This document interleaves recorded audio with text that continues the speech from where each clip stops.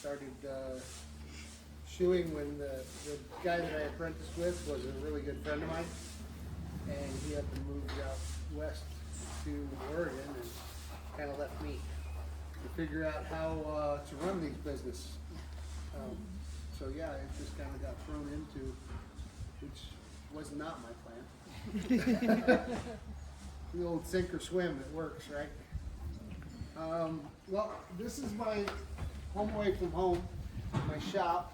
I have grinders, drill press, pad cutter back here. This is for, He doesn't bite. You can go closer. yes, Speak won't this bite, way. but I don't always yell properly or talk properly. If you don't hear me, you speak up. Did you say pad cutter? Yep. Okay, like for the pad. You can, Yeah. you know, you get a pad for under the shoe. Yeah. And then we'll just cut it off. Shoemaker. Yeah. It probably was originally a Yeah. shoemaker tool. But it allows you to just easily cut. But if you tried to cut it with a knife, you know, this here is, Oh wow. Yeah. and that was just to cut through a little bit of it. But you saw how easy I went through the drill press. If we didn't have all these show people that needed all this extra traction, we wouldn't need a drill press. But we drill holes in the shoes so that they can drill them, tap them, and then put screw cocks in them. We have a wide variety of shoes. I like pretty much a inventor style shoe. That means that it has a crease all the way around the toe. Pass them around, show them the different sizes and stuff. No, they'll steal them. No, no.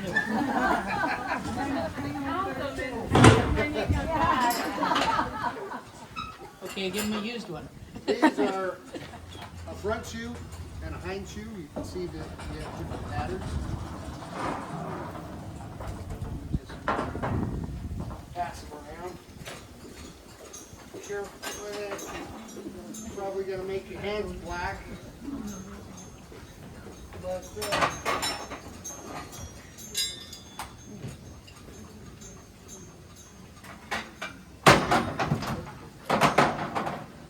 we have a wide range of sizes, from a little cute pony shoe to if it wears a bigger shoe than this, I don't work on it.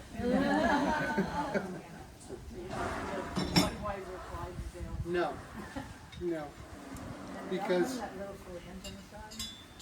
pretty much all of the shoes that I use a side clip. There are different kinds of clips, like bigger pulling horses use a toe clip on most of them. A lot of the buggy horses all use toe clips instead of the quarter clips. It's just about the wear and the pressure. The toe clip would be right in the middle of. Yep. Yep.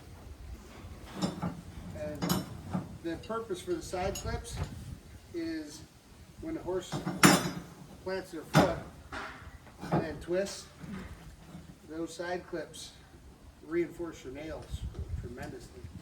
When a toe clip is, the horse puts its toes down, it keeps it from shearing the shoe that way.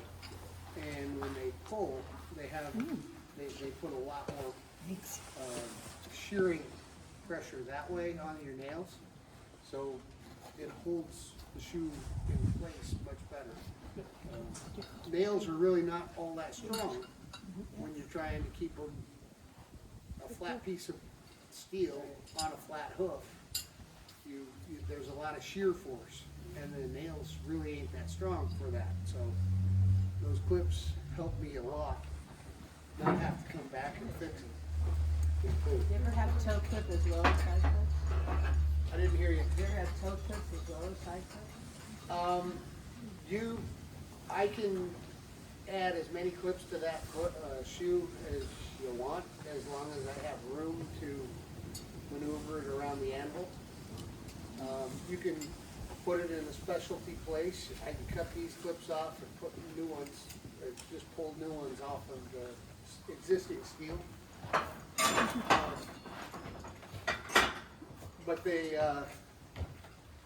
certain horses have injuries to the foot, and you want to protect it. I've drawn up clips that wide so that it would cover an injured area and protect it so it can heal. We have our tongs on the wall for handling the hot stuff. Forge. Most of the time, I shoe cold. I don't heat up the shoes before I shape them, but there are a lot of people that, bad elbow, bad shoulder. The metal moves a lot easier if you're sore and you heat it up. It's just tap, tap, tap, and you can change the shape real easy.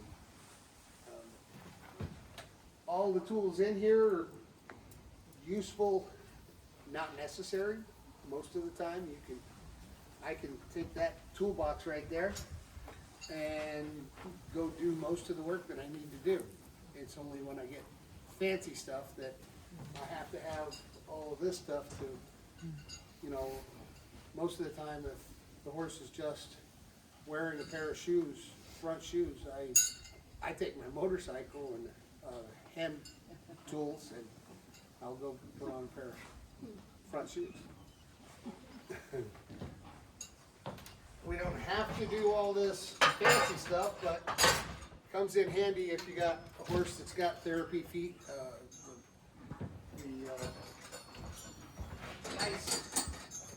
We go all kinds of different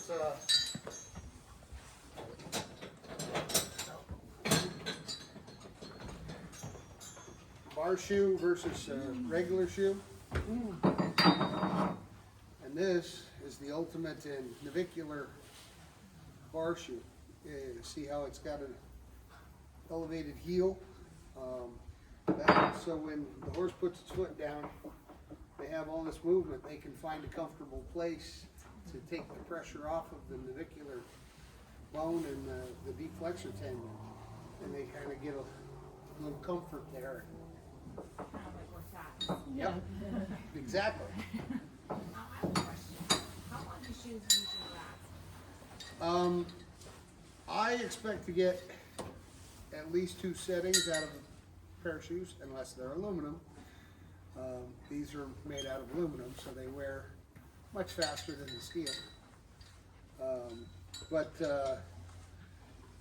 it's not uncommon to get 6 or 12 weeks out of a single set of shoes. I really am happy if I get 3 settings, but the cost of the shoes isn't, they're expensive.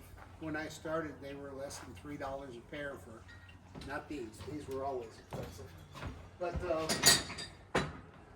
your regular shoe, when I started shoeing in 98, these were about $2.95 a pair. Now they're $10 a pair. Wow. And it's one of the reasons costs go up. So when you reset a shoe, you just change the anchor point? Well, when this shoe came off of a horse and wore it for a while, I just clean it up so that it's clean again, and you clean all the holes out, which I haven't done yet. This one, I think the horse lost it, and somebody found it later in the field. But after you clean it all up, you just trim the foot, reshape everything, and then you make sure your shoe is fitting the foot still, because they do change after a bit. And then you nail it back on. Fresh set of nails. Yes? How do you know what shape to make it? Do you do a tracing of the hook, or you just know by looking, because you're experienced. You look at the foot, you see the shape, you come back to the anvil, and you shape it a little bit, and then you put it up on the foot, Oh. and then you, Trial and error, you just keep going back. No. Okay. well, I usually get pretty close, Yeah, and it's usually like, I gotta tweak a heel, or I gotta tweak something, and if, you know, in the beginning, it was back and forth, back and forth, back and forth, back. And, over time, you, like, I've been doing some horses for 20 years, and I can shape their feet, or their shoes, without even picking up their feet. didn't know. I just know, yeah. But like anything else, over time, you get a little hang of it, and hopefully I'm better at it than I was when I started. How many companies make shoes? Right now, there's Delta, Kirkhart, Mustad, St. Croix. Then there's well, it's hard because a lot of them have been bought up by each other. So, you know, there used to be Nordic and several other forges. When I first started, there was probably 20 different companies making shoes. Wow. And now, of those 20 companies, they probably are owned by 7. So the products are all still being made. Just only 7 companies own, and that's just a rough number off my head that I can think of. There could be a few more. Yes? Is there a standard length of Nails are, nails come in a variety of sizes and shapes. And the horseshoe nail is actually a marvelous invention. I'll pass these around, and if you look at the tip, there is a flat side, one whole side of the nail is flat. And you put it down on the table, that's flat. You flip it over on the other side, you can see right underneath of it. The reason is that it's angled to one side. You face the flat side out when you drive the nail. It goes down through the wall and it comes out the side. Its tip is shaped that way so that it naturally wants to go in one direction. If you turn it around and drive it the wrong way, it naturally wants to go inside. So you always have to check the tip before you start driving. This is a E-head nail, that is a city head nail. You can see that the head shape is a little different. Here's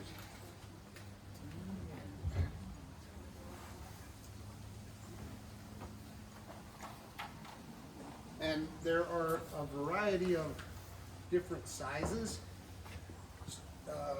coming from like one of those is a E-head is a 2, number 2, and then that one's a number 3. So, you know, they go everywhere from, I don't have any of the big draft horse ones in here because I don't do those things. Is it left, right? No. Are you looking at the Says it, markings? Yeah. Yeah, those are just that's a Liberty nail. Oh, okay. I was wondering if they were left, right? Nope. It's, each nail manufacturer has its own stamp Got it. on the head.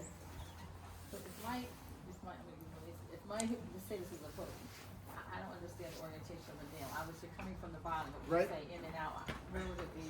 Well, You know when, what I mean?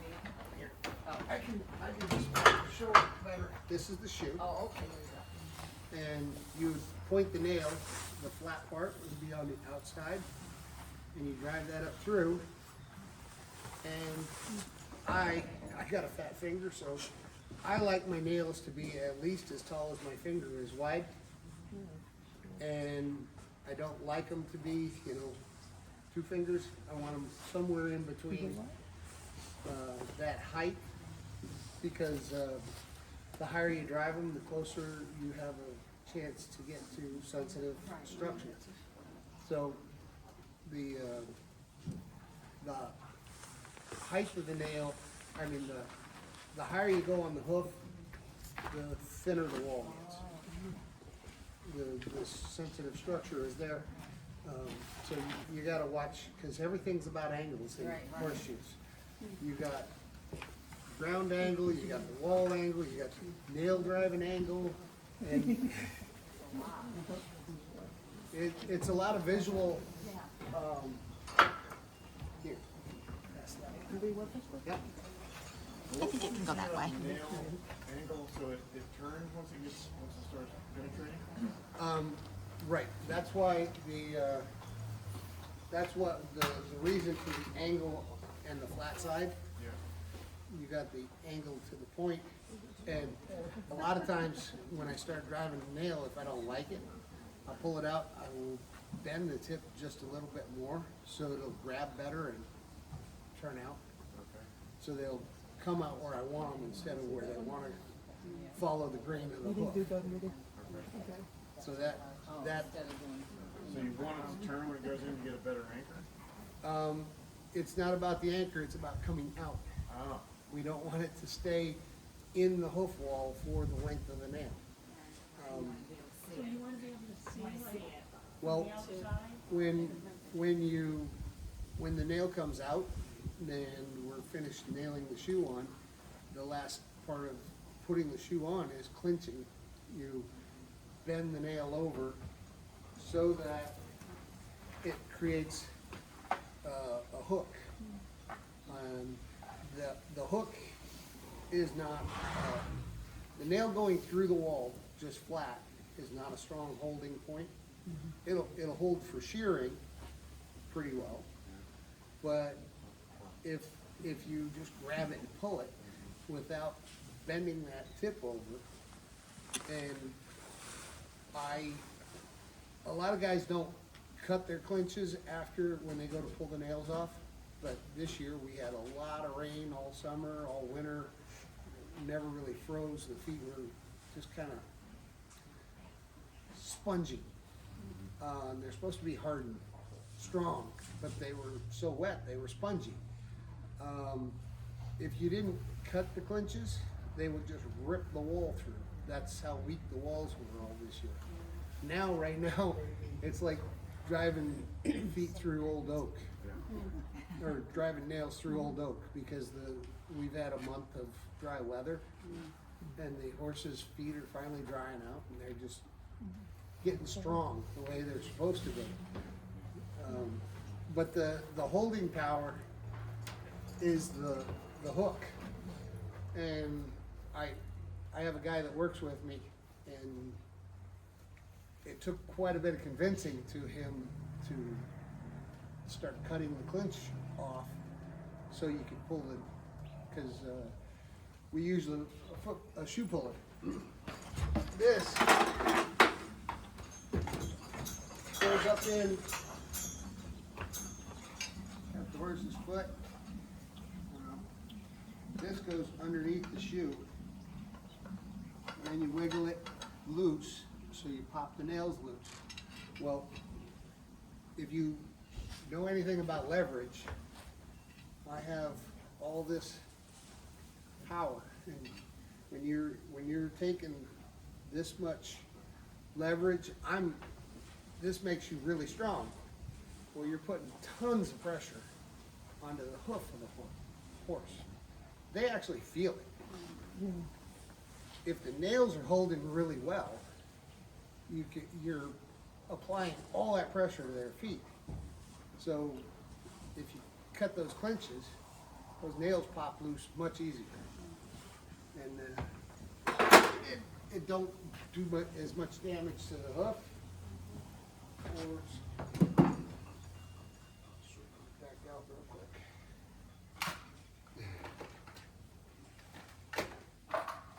Okay. You can help them if you without those clinches on there. Horses be losing shoes all the time. With them, they stay on pretty good most of the time.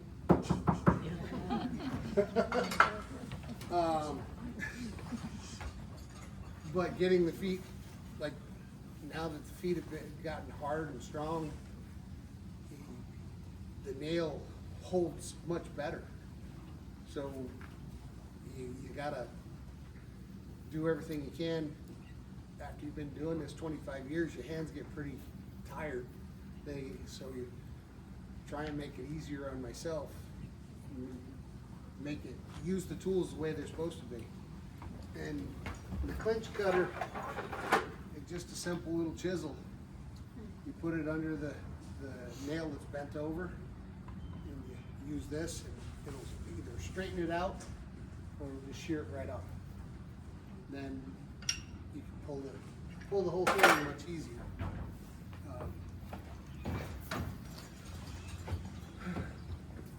Any other questions? There's some type of work that is there, but if they don't have shoes, why would you put a shoe on? What are the advantages of a shoe or not having a shoe? That is an excellent question. That's it. If you think about it, your wild horses never needed shoes. Right, exactly. Wild horses don't need somebody to come along and trim their feet. So what is it that wild horses do that our domestic horses don't do? Yeah. The wild horses, depending on the area where they're at, can travel 30 to 50 miles in a day. Your average domestic horse will travel roughly about 5 miles a day if they're living in a paddock. You gotta help it out with pacing around. That's all the pacing, the walking back and forth to the water trough or going to the hay pile, or that's it. 5 miles versus the in good feeding conditions, the wild horse will still cover about 30 miles a day. So in knowing that, you would think, well, the domestic horse has got to have a lot more growth and everything. He's not wearing his feet the way the wild ones are, so they should have stronger feet. Well, wild horses don't stand around in their own crap all the time. So we put them in a stall. They stand in the pee and the crap all night long. We clean the stalls. Some places do it twice a day. Some places do it once a day, but they still are manure in their feet all the time. Their paddocks are very clean here, but other places you go, there's piles of hay and there's piles of manure and there's not upkeeping your paddock space is worse for your horse's feet.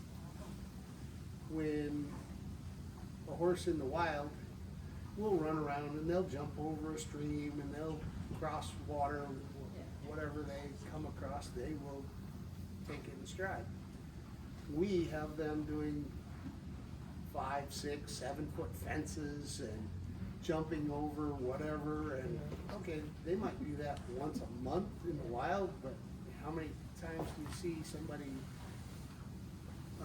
jumping their horse 3 or 4 times a week for lessons or for practice or whatever, for training purposes? So we're putting different kinds of pressures on them, and then we're also putting us on them, and now they're carrying excess load besides what they're naturally supposed to. And then we put blacktop and concrete and rough stones, and we expect the horses to walk across it. But if you take my shoes away, I'm not walking on it. Yep. Which horse has the longest lifespan, the wild or the domestic? There have been horses 30 years old in the wild. You know, the National Parks does studies on, they keep track of, and the oldest living horse that, there was one that died just a couple of years ago. It was like 52 in captivity. domestic. Not, I've never seen anything, a study knowing that a wild horse that ever lived past 30. But I wouldn't be surprised if one did, because if you've ever spent any time around a wild horse, they are tough. They're not our friendly little pets that we have. Ponies. Yeah, I had I've grown up around horses. I've been around ranching and stuff. I'm originally from out west. I grew up in Northern California. My older brother was working on a ranch up in Wyoming. The ranch was 180,000 acres of owned property. They leased another 100,000 acres on that ranch. There was a wild horse herd on that ranch that never left the property. It stayed there its entire life. So I was 14 and I went up and spent the summer with my brother up there. And I'd take the motorcycle out and I'd go find the horses. And you're not supposed to mess, even back then, you weren't supposed to mess with them. But I'd sit up on the hill and I'd watch them. And one day the stud surprised me. Yeah, if that bike hadn't started on the first kick, I wouldn't be here. Because he was gonna eat my shorts. But it gave you a very good insight into the herd dynamics. And everybody thinks that your stud is the one that runs the herd. It's not. The stud is there for protection. There's always an alpha mare in the herd somewhere, and she runs the actual herd dynamics. You go there, okay, it's okay for you to breed that one. There's an alpha mare that does all of that. She is basically, that's why everybody loves geldings and not mares. Because they're too bossy.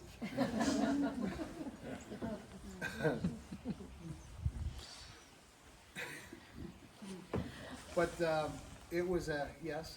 Can you talk a little bit about the pads? Again, The different types of pads, why a horse would use a pad? we have a multitude, as you saw earlier, there was leather. We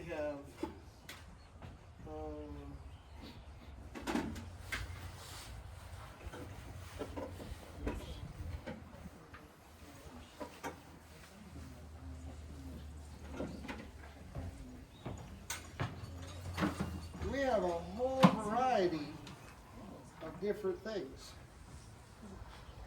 This is called the frog support pad. Anybody know why? You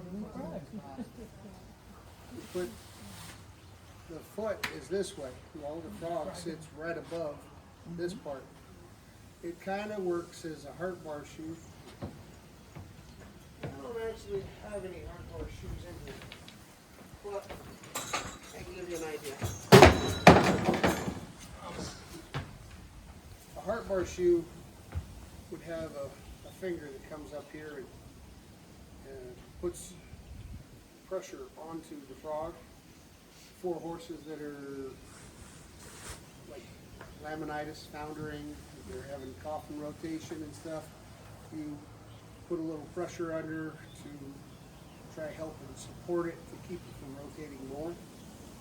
Well, this you can basically do the same job with a pad in the bar shoe, and it's a little more flexible than the steel finger that would be in there, and it's not as hard to adjust. Like with a frog or with a heart bar shoe, you've got to bend that finger down to where you're getting just the pressure that you want.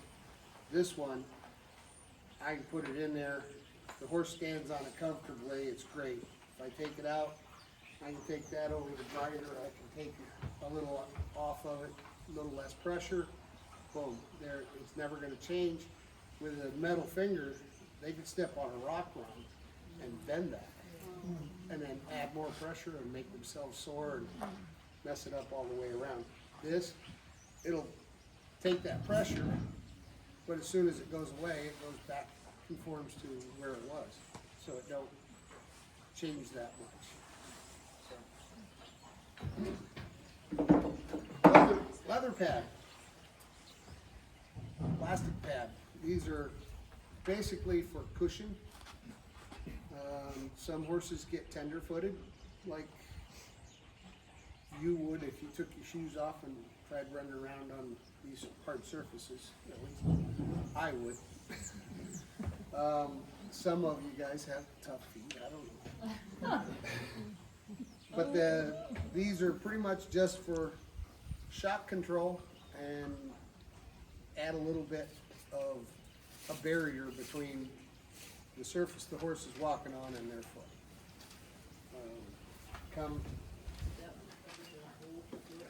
Yep.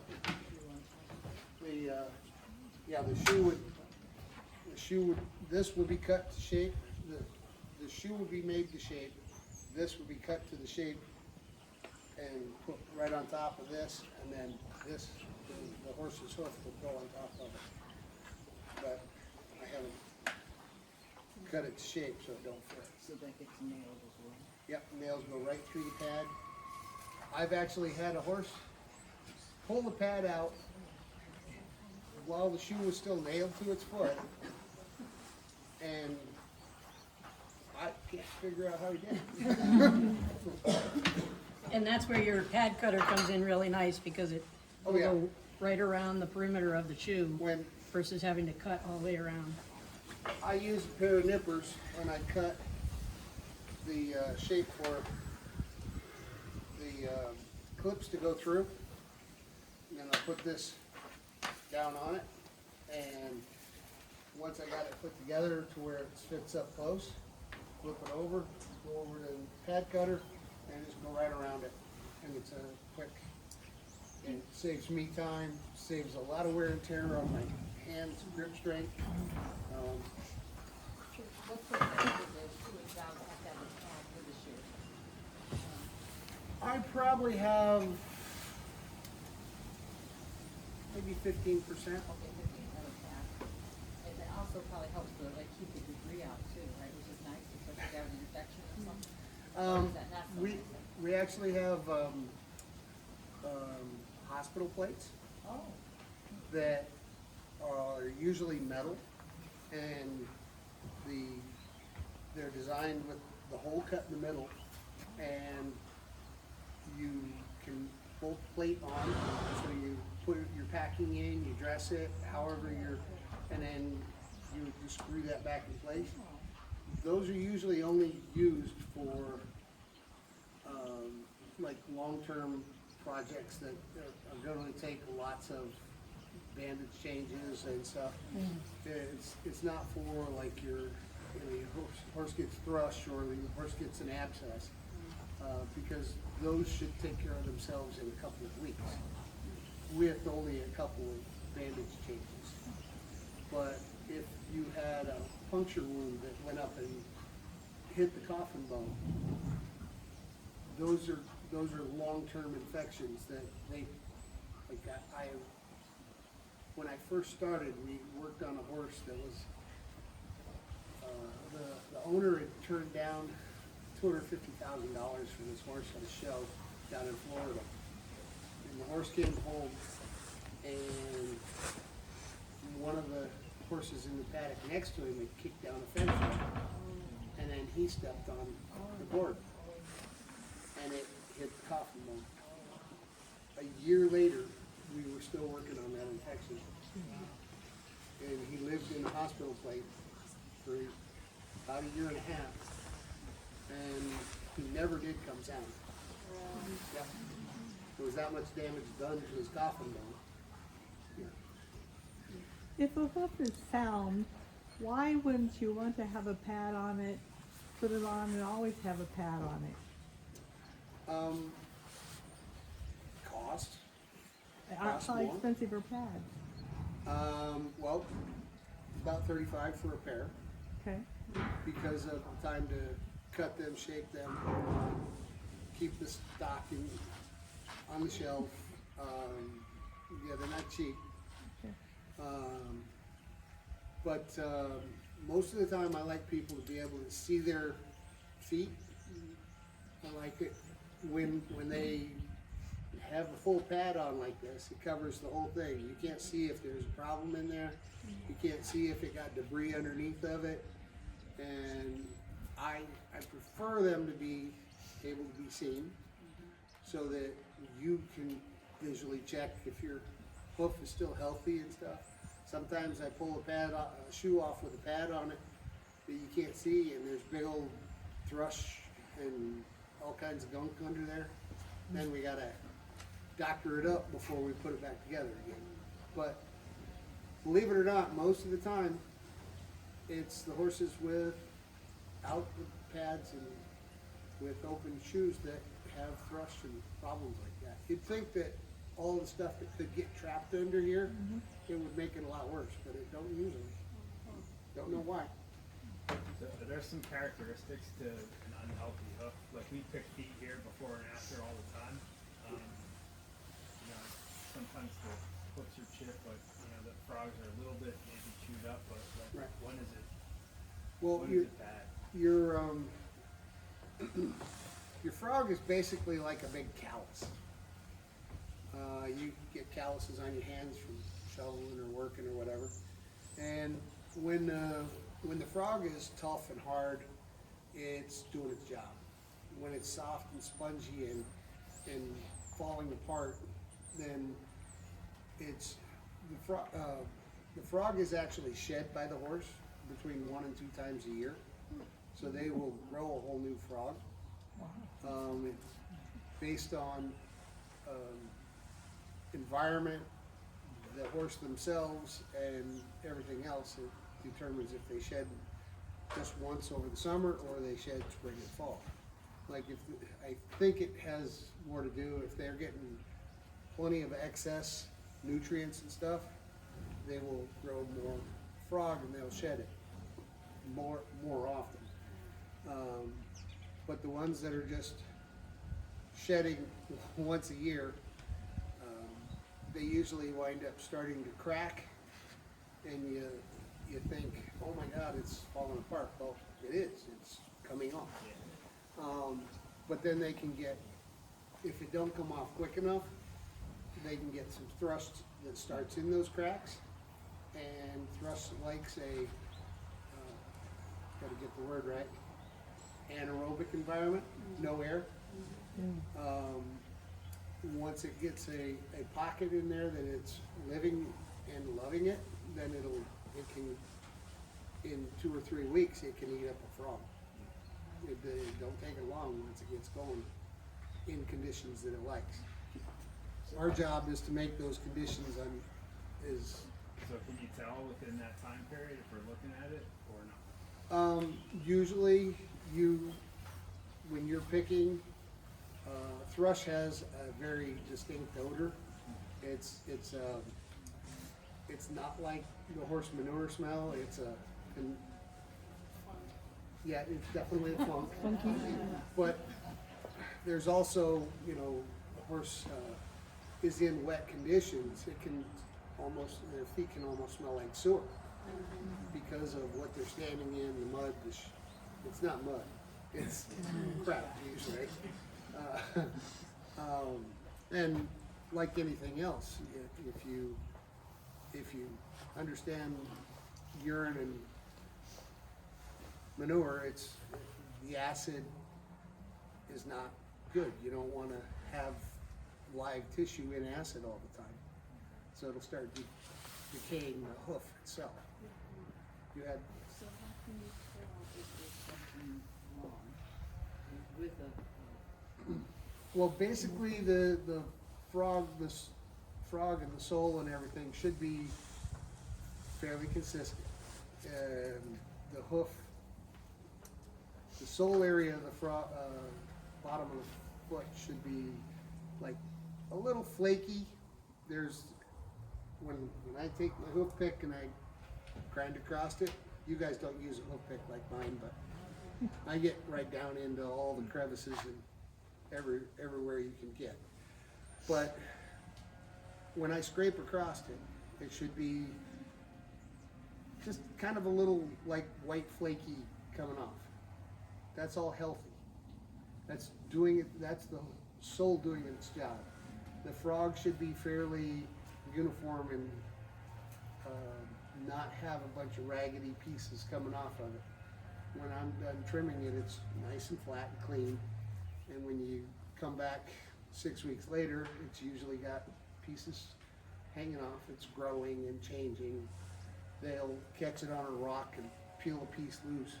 There's a good amount of tissue in that callus that they have no feeling. And same, if you got a good callus on your hand, you can put a needle right through it, and you don't feel it. Just pretty interesting. But same thing with the frog. You can poke a nail right through, and the horses. But if you go too deep, then you'll get a little trickle of blood coming out. When we trim the frog, you gotta be careful as to what angle you're trimming at, because if you go too far, you get a lot of blood out of the frog. It's a very vascular part of the horse, and it bleeds a lot when you make a mistake. Anybody know why there's a bump in the pad? Bone spur, maybe, like a bone spur, like, if you have Good like idea, but no. Does the bump go up or down? down. Down toward the ground? Mhm. And then the shoe is under here. Yeah. Bubble? It's a snowball pad. Oh, so they don't get packed in. Right.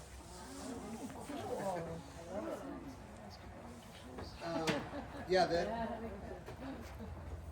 you can pass that around. Try to flex that thing. Well, it does a great job when a 1,000-pound horse puts that down. It actually pushes up, and when they pick their foot up, it pops down. And it keeps the snow from packing most of the time. If it's wet enough snow and the good packable, make a good snowball and beam your buddy in the head with, that'll still pack in there, and that will not pop it out. But we don't usually get too much of that, but those are for the wintertime purposes. What's And- it made out of? What material is it? It's just plastic. Just plastic? Yeah.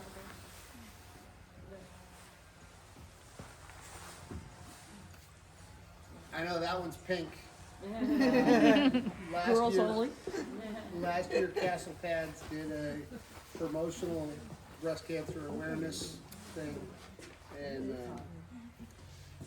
when I saw those, I'm like, I know all kinds of little girls that love to have pink pads on their horses. And I was already asked just the other day, do we get pink pads again this year? Heck yeah. Do they come in blue? Right now I know that they come in orange, like hunter orange, and they come in pink, and they come in black. Well, I'm a much bigger fan of the orange and the pink than I am of the black, because everyone that lost a shoe with a pink pad last year, they found.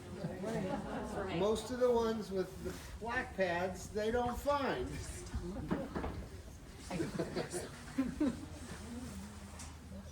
But if they find the shoe, it's much easier to just go put it back on than it is to go and make the new shoe, put the new studs in it, make a new pad. It's a little extra work. What do you mean by studs? Oh, gee. I just cleaned the trailer out, so let's see. Here we go.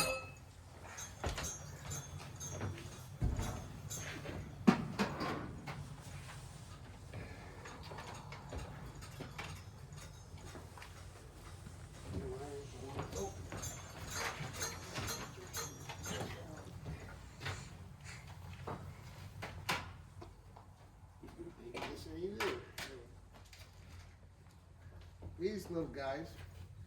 I drill a hole in the shoe, the size of the base, and then it's tight fit. You drive it in. Use a hammer. I use a copper hammer. As you can see, it's hit a lot of studs. And put it on the anvil. Give it a whack. And they'll stay in and wear right down. The center of that piece is a little piece of carbide, which is a really hard steel. The outside piece is just a cold rolled steel, so it'll wear away. The carbide gives great traction on ice, concrete, blacktop, any hard surface, and that carbide will bite into it. So it's a lot of extra traction, especially in the ice. They make them smaller for a little traction on the road. They don't have quite as, they're almost flush, but that gives a much better traction on rocks and concrete, blacktop. Snow tire than the stud or something. Right. Yeah. And they only put the nibs in the back? On the heels of the shoes. No, on the front. Yep. Too much traction stresses the joints, ligaments, tendons too much. So you have the horse on ground like this, that's not changing it. But when they're walking back and forth on the concrete, it actually puts a lot of pressure on when the hoof doesn't hit the ground and slide the way they're supposed to. So sometimes too much traction is a bad thing. But when you need it, it's a good thing.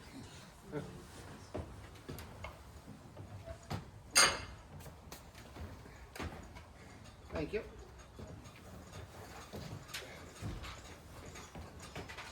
Everybody keeps testing me.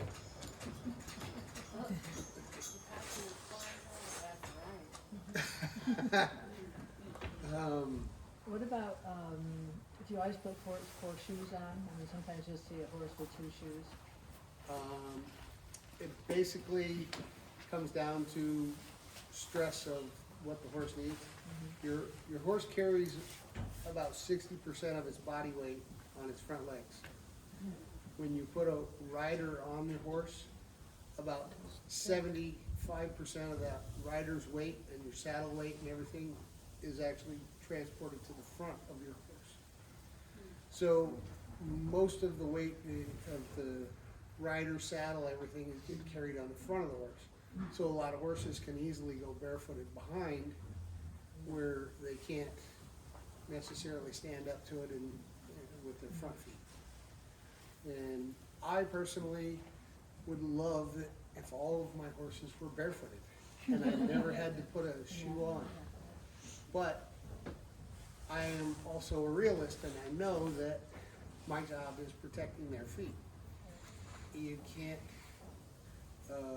say no horse needs a shoe, because there are plenty of horses that would be absolutely crippled if you took their shoes away. Just the fact that, you know, you're giving them 5/16 of an inch of ground clearance. And most of this is little tiny rocks, but when they step on the big one there, or, you know, any one of those, that 5/16 takes away a lot of that pressure. Some of that rock will go into the ground, some of it will, but they'll still feel some of it. Would you rather them feel the whole thing, or just a little bit that they actually get? So, I would prefer it, because it'd be a whole lot easier on my body. But, people keep saying, no, I need shoes. So that's why it's really important to have a clean paddock. I mean, if you see a lot of little rocks here and there, ideally if they're tied, Yep. it'd be advisable to pick those up and put them like someplace where they're not gonna be Yeah, exposed. fill in a drainage spot or something like those. Make a wall. Yeah, I know. But that's why we work so hard to have nice footing in the rings, is we're taking care of not only the hoof, but they're tendons and ligaments. If your footing is 6 inches deep and every time the horse takes a step, they're sinking down into the sand too much, you can bow a tendon. You can do just as much damage as if they were running down the road and they made themselves all footsore from it. You know, the swelling and everything from running down the road could cause them to founder. Running around in bad footing, too deep of mud, it can all cause injuries that we don't even think about until they happen. Is the term founder a generic term for bad feet, or is it a very specific ailment? Founder and laminitis are used kind of interchangeably, and it is basically swelling in the hoof, and it's an argument all the time. Some people say the coffin bone is rotating. Some people say that the hoof is peeling up away from the coffin bone. It doesn't matter. It's just damage to the hoof. Right. The argument is a moot point. The horse is in pain. We got to fix it. Right. But if who's ever smashed a fingernail and got a nice little blue spot there for months and months until it grows out? Well, our nail bed is just like a horse's hoof, except the horse's hoof is completely encapsulated with fingernail. It cannot swell. The swelling that occurs has to tear the hoof apart in order to swell. So that's what laminitis is doing. It is ripping the horny tissue off of the sensitive structure inside the hoof. It's basically like somebody taking a pair of pliers and peeling your fingernails off of it. Yeah. So when you overfeed your horse, or you, like I said before, road founder is running your horse down the road, hard surfaces like that, just like if you took your shoes off and ran across the driveway, it would make your feet sore. Unless you're one of those tough people. Or 5-year-olds, they do it all the time. But you can cause founder by other ways. A lot of people know that overfeeding too heavy of a horse can cause founder.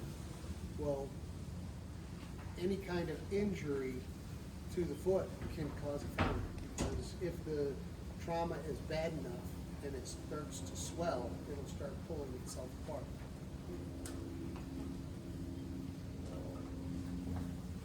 Any other questions? Questions are easier. Can a hoof grow back if you're putting it like a nail bed? Say if that happened and the hoof is terrible. If you give it like This is where everybody went. Grow down, it is a big nail, right? It is. And I had a friend that has a horse up in upstate New York. Her horse was having abscess after abscess in one hind foot. He spent about 14 months, I think, just continually having abscesses.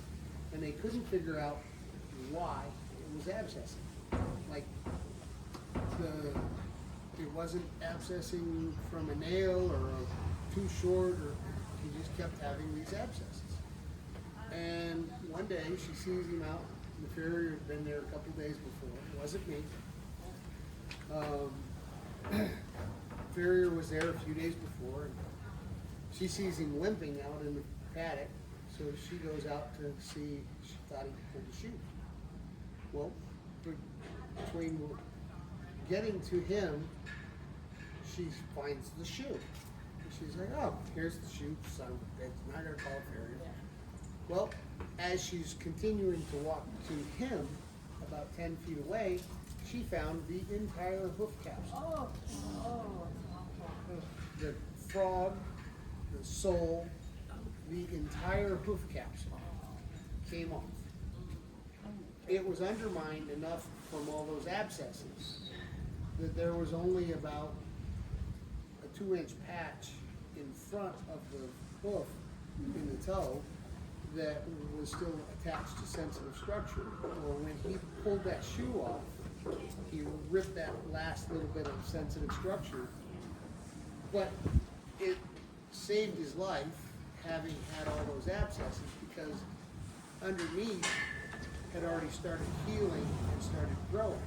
So he only had one area in the front that they had to keep bandaged and covered for a few weeks. He was very sore and very sick. They had to keep him all wrapped up. But that whole hoof regrew. A year later, he was sound. Yeah. She, yes. Are there conditions that would require different thickness of shoe?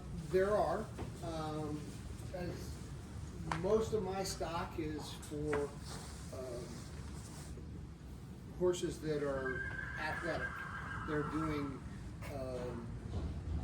jumpers or dressage or some kind of movement that you want them to be moving as well as possible. Basically, I like to say more like putting sneakers on than work boots.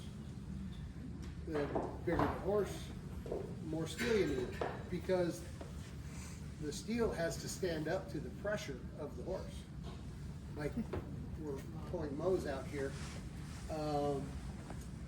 He would take a bigger shoe and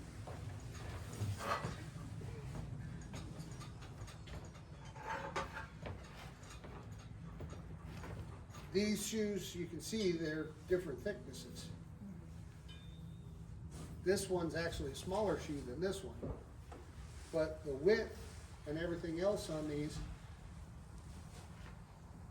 I would prefer they made these just a little thicker because of the amount of wear. The heavier horse will wear the steel a lot harder. Every time they put their foot down, it's not a flat put it down, it's a hit the ground and slide. The hind foot hits the ground toe first and they push, so it slides. Front foot comes down, everybody thinks that the front foot just comes down. Well, it generally comes down and slides a little bit. If they're really going, slide, slides. So it's every time a hoof goes to the ground, they're doing a sanding action to the bottom of the hoof of the shoe. That's why wild horses don't need me, because they trim their own feet just with all their movements. So there's a island in Michigan, Minnesota, up in the Great Lakes. They don't allow cars on the island. Everything they do, oh my goodness. Everything they do, we had an extra attendee. There was a little mouse. Is that Mackinac Island? Yep, Mackinac that's Island. Mackinac. Yes, thank you. They shoe their horses on the island with basically car tread on the bottom of the shoes.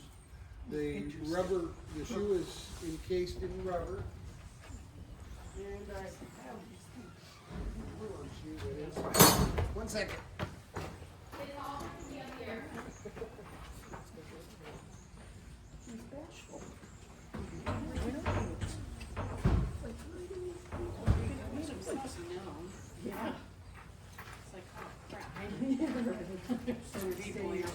This is a glue-on shoe.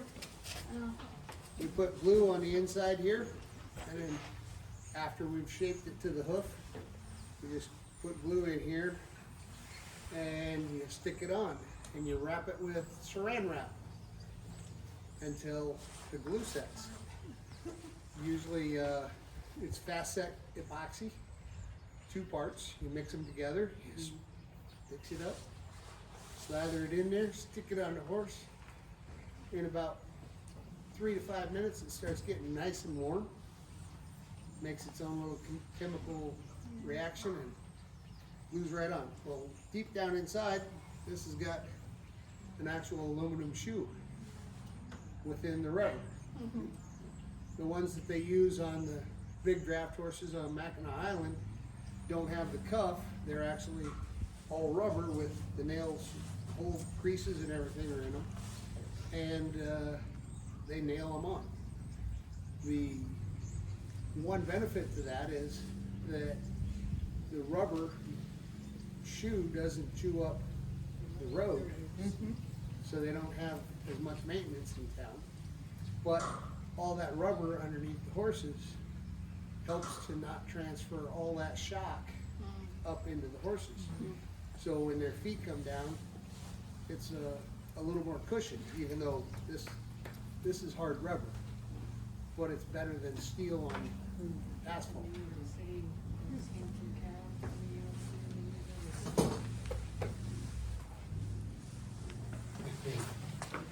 First thing you do when you approach your horse, you're going to trim the horse, is you get the horse to stand the way he's going to be comfortable when you pick up foot. If we let him just stand the way he was, and I didn't push him back a little bit to make him shift his feet, he never would have picked this foot up for me. See how I can scratch that? And there's little pieces that I can pick off. That's healthy sole.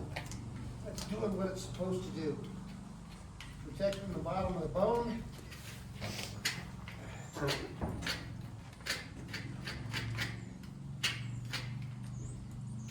This is hard frogs.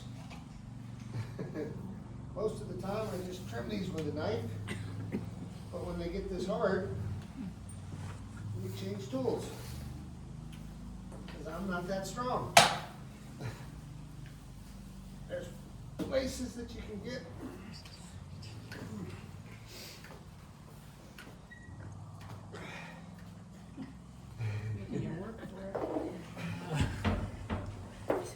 Do you not put them on cross ties when you do? Yep, but in order to let you, well, there are cross ties right here. This is not a typical way. We don't normally have a big crowd standing around behind them, so Yeah. it's a, Safety precaution to not have them on Right, today, yeah. but usually they do. Okay. Yeah. boy, you're making me look weak. 21?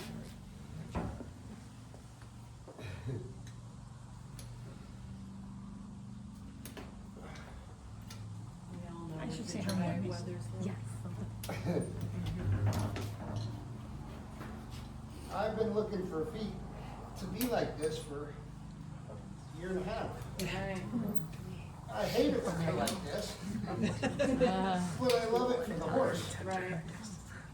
because they're finally strong.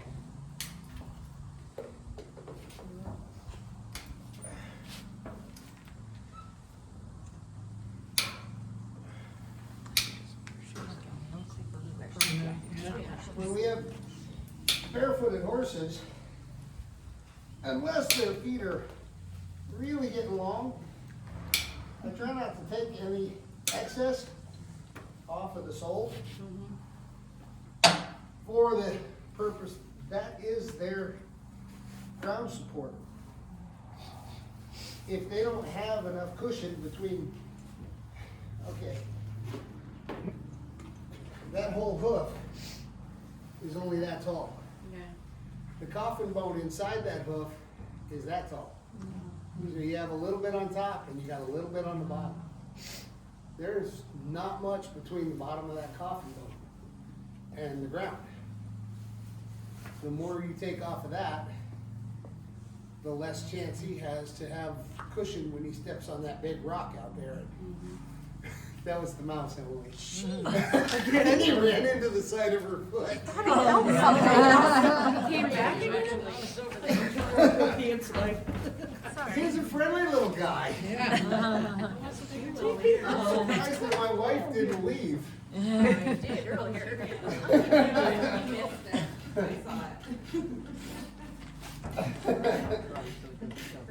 You know, I see these social media things where, you know, they're rescuing horses that have like severely overgrown hooves. And Yep. you have to, you know, basically chop like, cause they're flipping up in the front. Yep. How do you know which, I always wonder how they know which angle, like how much to take off. Well,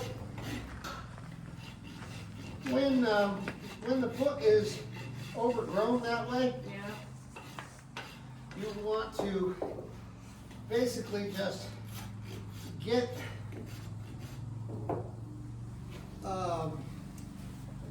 as much of that excess off as you can. And you can't always take it all off, right. because when the hoof grows, the blood supply sometimes will extend Okay. and it won't die back, so that it's not just fingernail that is growing out there, it's the whole sole and the whole laminate will stay growing. So sometimes you gotta do it a little bit at a time and trim what you can, and you start rebuilding the hoof as you can take it off. Yeah. Sometimes they're in that condition because they weren't moving around. Sometimes it's just they've been neglected for years, and if they don't have enough room to move around, they can't wear their feet. Right. So in a couple of years, because the horse grows a whole new hoof every year. A whole new. And so if they weren't able to wear away a year's worth of growth in a year's time, they would maybe have half of a foot longer. Right. Well, those horses that have 8-10 inches of foot sticking out in front of them, that's 2-3 years Yeah. worth of accumulation. So they've been left a long time. Yeah. It's not something that happens overnight.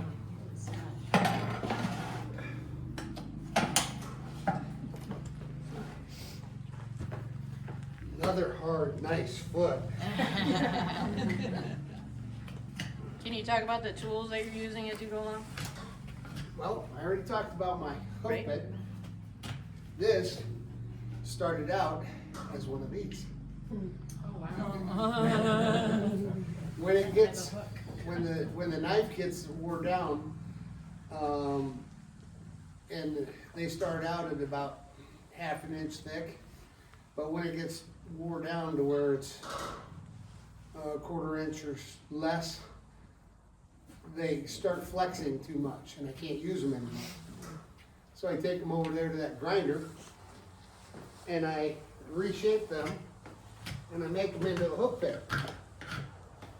That allows me to really get down in the crevices in the cleft here and clean out any foreign debris or nails, rocks that get stuck in there before I put my nippers on. Because nippers they're my expensive tool.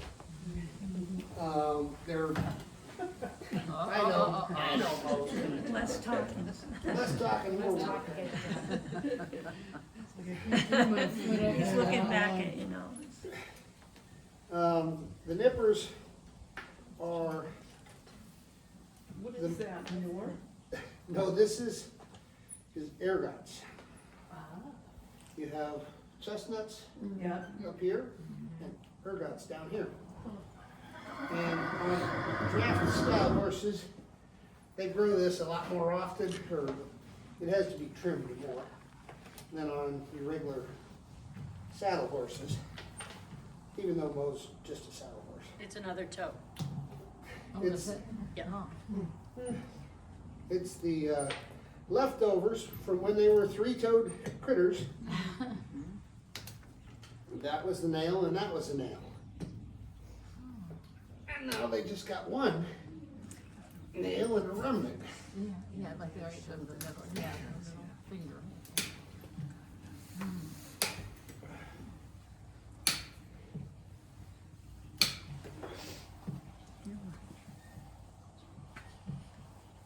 But the nippers, GE made, GE is the company, and it's not General Electric, it's a GE Forge, the name of the company.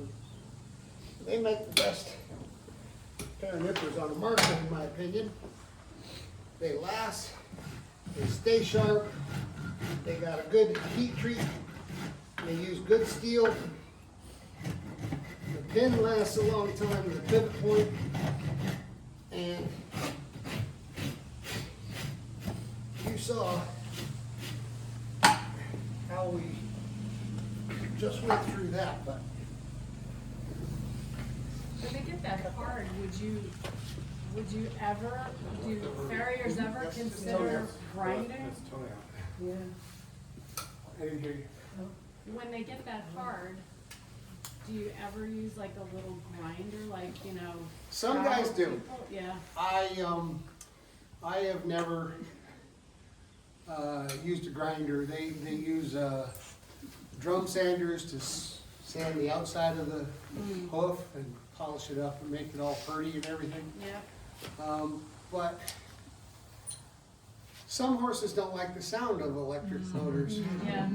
That's true. When you fire up those clippers and they leave the barn on you. Well, I try not to use things that are gonna make weird sounds around the horses, so I don't use a lot of power tools around them.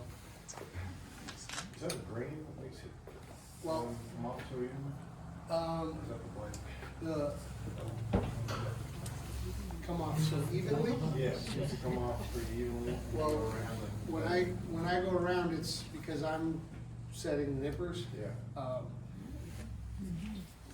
Most of the time, you develop the skill to use your nippers so that you have less rasp work to do. So if you do a nice even uniform cut with your nippers, then you just have to touch it up with the rasp. And it winds up being faster, Yeah. less stress on your tools, because these things, when I started, were about $9 a piece. Now they're almost 30. And when I say almost, they're like $29.70. And they last me about, when the feet are hard like this, I can get a week out of that. A week? Yeah. And you can't retool that or regrind it? Oh, you can reshape it and make it into something else, but you can't You can't resharpen get it. the, yeah. They say that you can do an acid dip on them and they will resharpen, but putting them in the acid changes the temper too. So then the tips wear off faster, so they're really not worth the cost of redoing them. So it's like an emery board for. Basically, that's my nail file. Yeah, there you go. Somebody who tried right there. Yeah. You need that? No, go ahead. Now, about how long do you take him to grow? About 6 weeks. And if you think about it, he's barefooted, so he actually grew more than that in 6 weeks. War.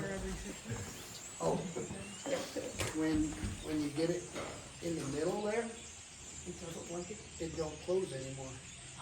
So you gotta keep it from not being in that job.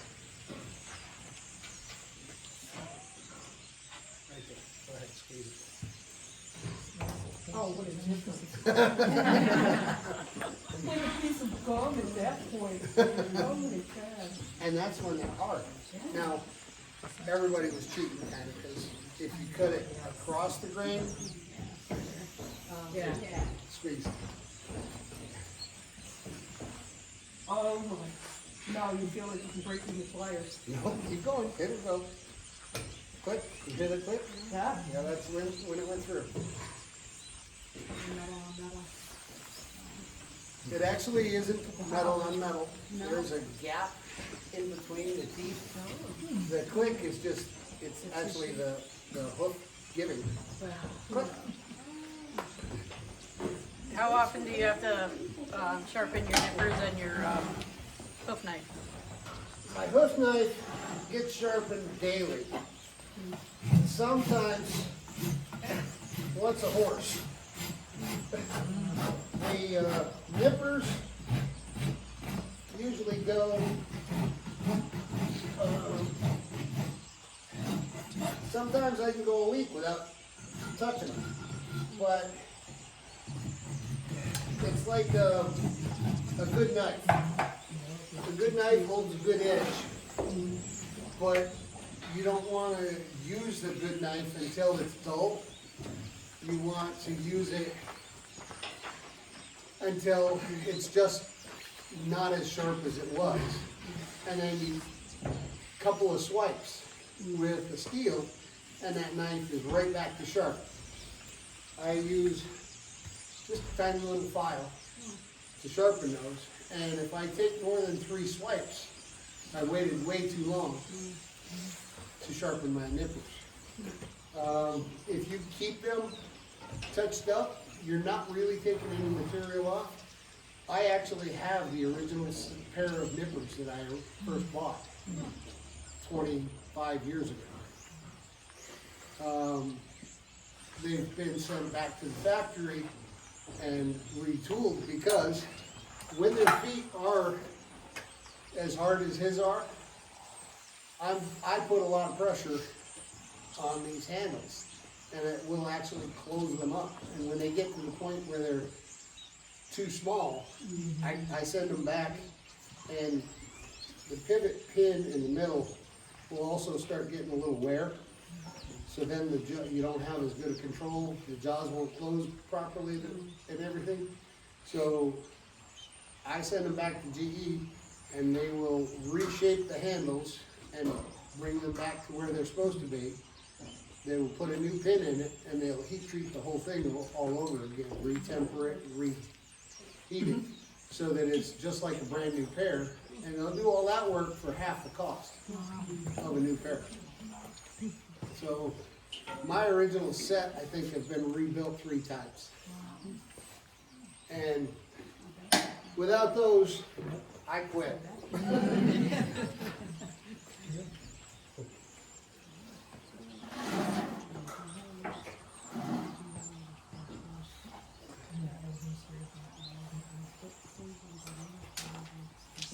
The frog is the triangle, it looks like a heart, right? Yep. Sort of, that's the frog. And what is that on the perimeter of the bottom, like the smile? Is that just hard This tissue? part, Yeah, that's the soul. that's the soul.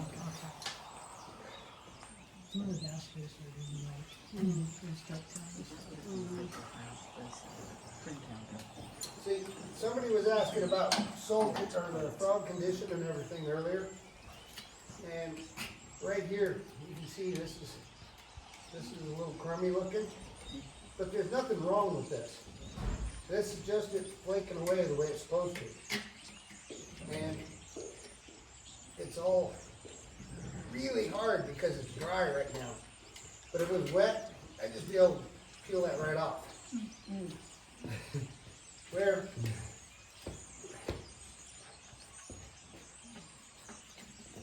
I don't know if you can tell, but I was just using quite a bit of force. Yeah. Nipper does it, and it's like effortless. But if we left that alone, we could, it could go and peel off on its own, or it could create an area for debris to get stuck in, and then start that house for the infamous thrust that we all hate. So he's trimming the frog and the hoof, right? Yep, so it's two things that we're doing here, okay. You don't have a horse, do you? Me? Yeah. I do not have a horse anymore. Yeah. Our last horse died, what, 3 years ago? Almost 3, yep. Last July, I think it was 3 years. And she was 36. I know, pretty impressive. Well, we're not supposed to talk about age, being a female horse. Well, she didn't mind. She was proud that she made it that long. He seems very calm. That's why we use Mo for a demo horse. You can do anything with Mo. Sorry, Mo, I owe you a carrot. I got a mint for him. Okay, you're gonna have to settle for a mint.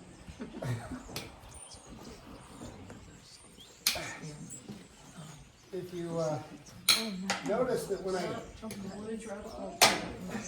I'm trimming this foot, I didn't cut off just a flat piece of, I cut it off at a 45-degree angle. And only around the edge of the hook hole. And when I do that, it gives your horse the ability to step on an object and just kind of slide by it instead of having a, like if they stepped on a sharp rock, the rock could catch the edge. If I cut it to a flat surface, they catch it and then break it. And you whack the fingernail and split it and chipped it up. Well, when they do it, it can cause more problems because, okay, they get a sore foot, they still gotta walk on it. We chip a nail, okay, we wrap it up, call it a boo-boo, and we go on with our day. We don't have to walk on it until they stomp on our toe and turn it black. So on that foot, it looked like you nipped more off the inside, so you need to assess each foot as you go along, right? Yep. And it's not just you don't just go through it and nip, 1/4 inch off the whole thing. Normally, when a frog is this clean, that's it. Don't have to do anything to it. When it starts looking ratty, and that's when I clean up the edges. Come on, Mose. And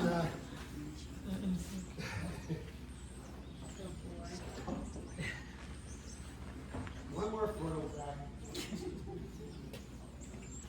Anybody know how to make a horse tell you they love you?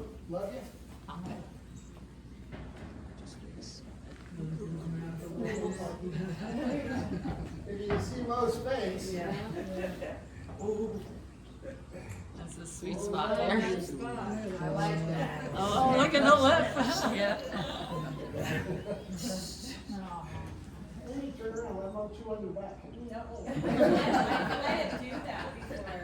It feels like a little massage, but then they always add the teeth. Like, oh, he's giving me a back rub.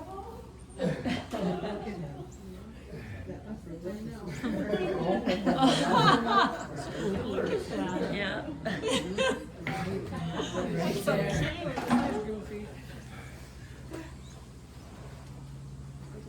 That's one of the reasons that the horses are calm. You don't just come up and tell them, hey, give me your foot. Yeah. They know me after, I've been doing them for quite a while here. But at some point they get scratched, they get said hello to, they don't, it's not just, do the job and go away. Every one of these guys is personal to me. I actually like spending time with the horses more than people most of the time. You should see how excited Elmer gets when he knows Emel's here. Elmer just goes crazy until he goes down and says hello to him.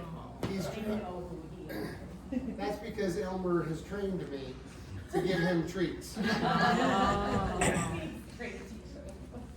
It's not the other way around.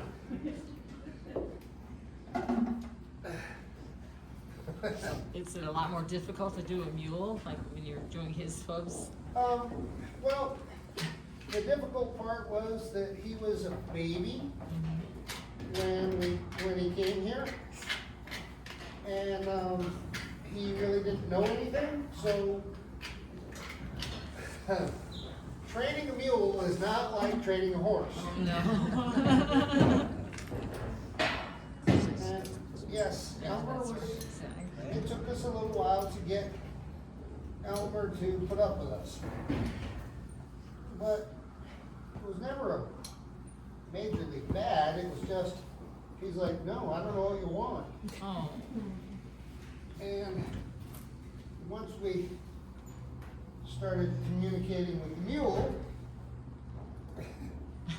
in terms that he could understand, we started getting along much better. And like I said, he trained me, not, I didn't train him. He says, you can scratch my back, but don't touch my face or my ears.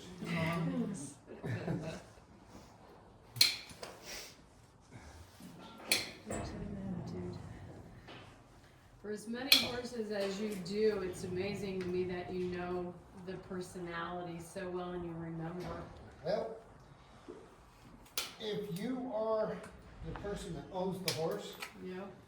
and you walk up and pay me and do all the other business that we need to, I may or may not remember your name, but I will remember your horse's name. The more important person in the And equation. in the back there, Mo, that's my wife. She can attest to having to tell me somebody's name that I've met 14 times. I see nothing wrong with that. She don't have to very often tell me what the horse's name is, though.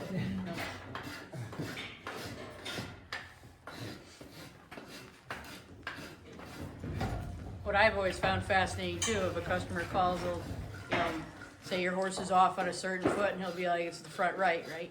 And he knows from Yeah. what he just saw, or even the last time he was there, that, which one is usually more of a problem. Yeah.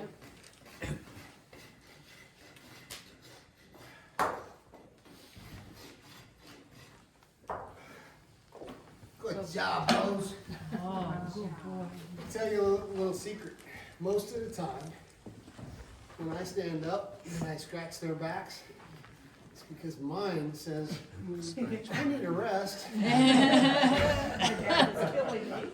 But it's a perfect opportunity to be more friendly with the horse, instead of just standing here like a bump on a log.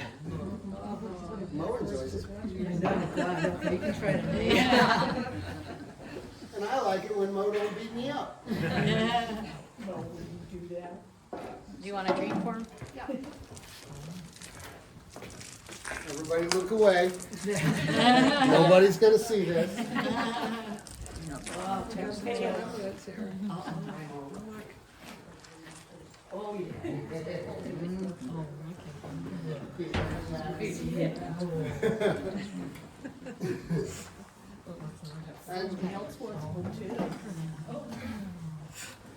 I'm sorry, LJ, I don't have another one. Do you want one? Oh, sure. Oh, this is my Stand party right coat. here, I mean. Full of treats. What's coming? It's not a horse peppermint, it's a real peppermint. That was peppermint, yeah. Ocean State Java. The hard ones, right? The hard ones. Very sweet horse. Did you see how daintily he took that? More? Yeah, no, that's it. We broke the rules enough. It's still. Right, almost going back home. Oh, wait, one. I didn't trim those front ones. Here, guys. His grow, normal horses, these just like break off. And I don't have to trim them very often. But the bigger horses tend to grow way more. And even his chestnuts are quite often way bigger than regular horses would be. And his, you pretty much gotta trim every time.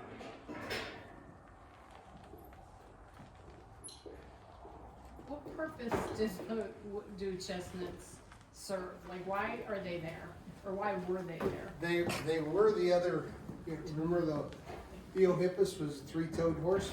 The chestnuts were? They were the other two, the ergot right here. Yeah. And the chestnut right here were the other two fingernails. When they absorbed into one, and now it stands on one fingernail, the other two have never completely gone away. Cool thing. And they grow just like the hook does. Yeah. I know, or they, I think it was they evolved. The one that. You did? That leg was down. The leg was down. Yeah. So much. Oh my gosh. Would have been shorter if they stopped at the chestnut. Right, You want the docs and trucks? Yeah, horse picker. Just like, was it just like this one? Yeah. Oh my God. Yeah. It's amazing. It is almost like being a doctor, right? Getting into wow. You have to know what you're like. Bye, Mom. Bye, Mom.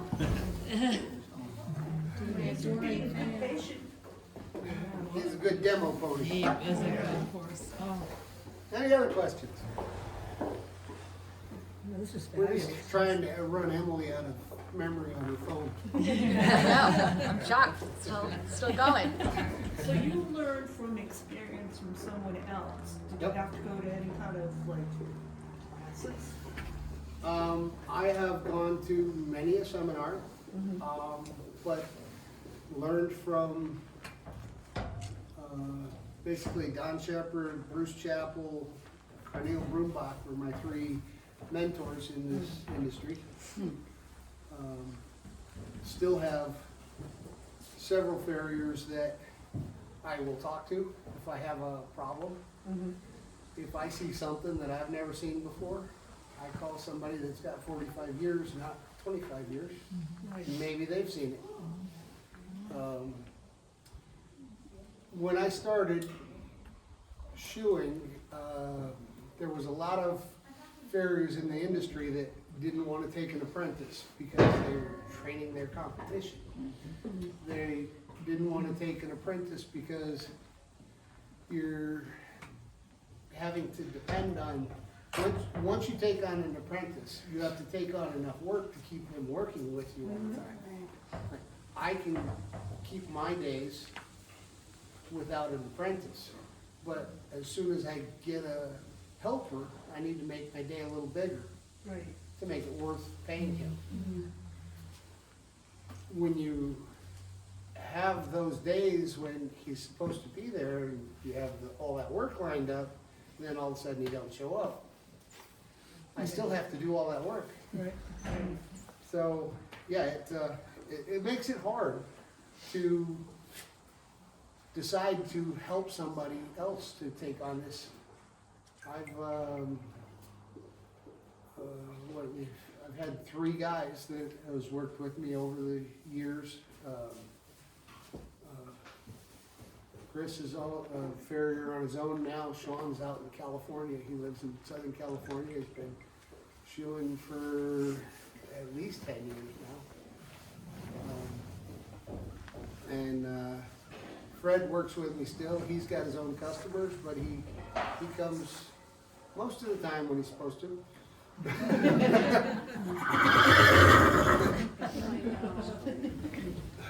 But I would rather a person was an apprentice for 2 or 3 years before they started chewing on their own, because most of the farrier schools are 6 weeks, 8 weeks. So you will basically see the horse one time, and you don't ever see that horse again while you're at school.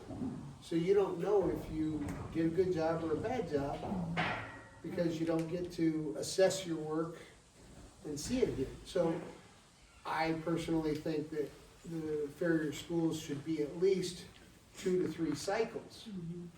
But the longer you make the school, the more expensive it is, the longer they're not in work, all that kind of stuff. So it makes it harder. I mean, they're having to pay for someone's time for all that time too. So it makes it hard to have a farrier school that is that in depth.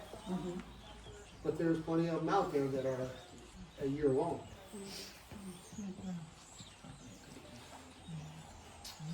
Have you always been a farrier? I'm a 3rd generation farrier. My grandfather, my father, when my grandfather started chewing horses because he ran a ranch. He had dairy cows, he had to cut hay, and this is back in 19... Well, Dad was born in 32, so he was the oldest. So Grandpa, I forget, bought the ranch in 28, I think. No tractors, no combines, no hay rakes. Well, they had hay rakes and they had balers and stuff, but you had to bring the hay to the baler. So you had to gather the hay loose in the field and bring it up, and they could run it through a baler. And that was later on. That was late 20s, early 30s when they started coming out with steam balers. Before that, everything was raked up, put loose on a wagon, carried to the barn, and they used a Jackson fork, stab it in. There's forks on the Jackson fork, they're like this long. They would stab it in, lift it up with a hoist, push it in, and you got a string on it, pull a lever. You pull that string, it pulls a lever, and the forks drop down. So it basically is pick it up, and then it drop. And then you basically fill the big building with all that loose hay. And you'd feed it off over the winter. Grandpa was a dairyman, my father's side. Mom's side, Grandpa raised horses, rice, sheep, and cattle. Did you say rice? Yep. Mom's side of the family came from Sacramento Valley, out in California. Grandpa was one of the 11 guys that first started growing long grain rice in the United States. In patty, or what do they call them? Rice paddies? Yep. Yep. Wow. Really? Isn't that something? This is great. Yeah.